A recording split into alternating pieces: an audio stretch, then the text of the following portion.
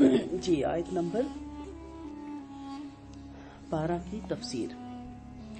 الا انہم هم المفسدون ولکن لا یشعرون. یاد رکھو یہی فساد کرنے والے لوگ ہیں لیکن اس بات کا شعور نہیں رکھتے.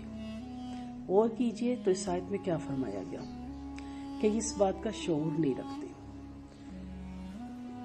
کیا شعور نہیں رکھتے کہ اصلاح کیا ہوتی ہے اور فساد کیا ہوتا ہے. یہ جاننا نہایت ضروری ہے کیونکہ بعض دفعہ بڑی نیک نیتی سے یہ اصلاح کر رہے ہوتے ہیں اور انہیں معلوم ہی نہیں ہوتا کہ اصلاح کے نام پہ فساد برپا ہو جاتا ہے.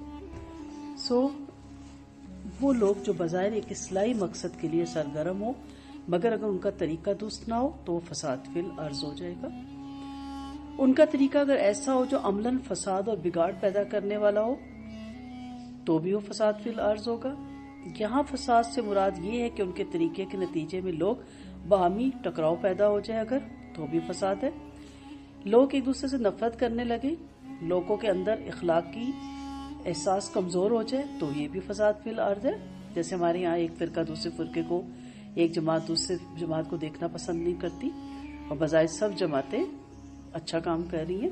لوگوں کے اندر منفی اثرات پیدا ہوں, اس قسم کی بھی تمام چیزیں فساد فی الارض کی حیثیت رکھتی ہیں کہ اتنا انہیں مایوس کر دیں, ایسی ایسی تنظیمیں بنائیں دوسروں کی مخالفت میں کہ انسان تشدد پہ اتر آئے, کیونکہ اس سے سچائی سماجی امن ختم ہو جاتا ہے, یہاں تک کہ لڑائی اور ٹکراؤ کی نوبت آ جاتی ہے. تو اس لیے ایسی تنظیموں کا ہونا یا ایسے کاموں کا ہونا نہایت نقصان دہ ہے.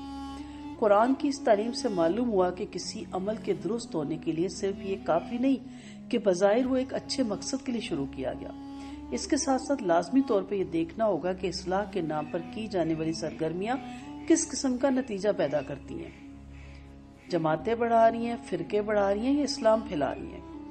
جتنی محبت ہم اپنی جماعتوں سے, اپنے فرقوں سے, اپنی تنظیموں سے اور اپنے لیڈروں سے کرتے ہیں, اگر یہ ہم اسلام سے کرنے لگ جائیں تو اسلام اپنی اصل حالت میں تمام دنیا پہ چھا جائے. پھر اگر وہ لوگوں کے درمیان نفرت اور تناؤ اور بڑائی جیسی چیزیں پیدا کرے تو بھی یہ فساد فی الارض ہے. تیسرا پارہ یہیں سے شروع ہوتا ہے نا کہ تلک الرسل فضلنا بعضهم علی بعض. یہ فضیلتیں, یہ بڑائیاں, یہ درجات میرے رب نے اپنے ہاتھ میں رکھی ہیں. ہمیں کوئی اختیار نہیں کہ ہم اپنے امام یا اپنے لیڈر کو دوسروں سے بڑھا چڑھا کے گئیں. تو بظاہر اصلاح کا نام لینے کے باوجود ان کی سرگرمیاں مفسدانہ سرگرمیاں ہی کہی جائیں گی. ایسے لوگ انسانیت کے مجرم قرار پائیں گے نہ کہ انسانیت کے دوست قرار پائیں گے. تو اللہ تعالیٰ نے یہاں پہ خاص طور پہ واضح کر دیا کہ یہ لوگ فساد فی الارض کے ہیں, اور یہ بھی منافق کی ایک نشانی ہے.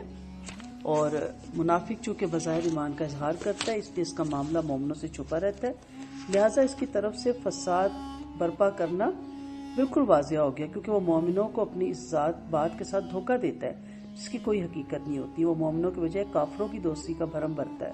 اگر یہ اپنی پہلی حالت پر رہے تو اس کا شر کم ہے, اگر یہ اپنا عمل خالص اللہ کے لیے کرے اور اس کے قول و عمل میں مطابقت ہو تو یہ کامیاب اور کامران ہو جائیں.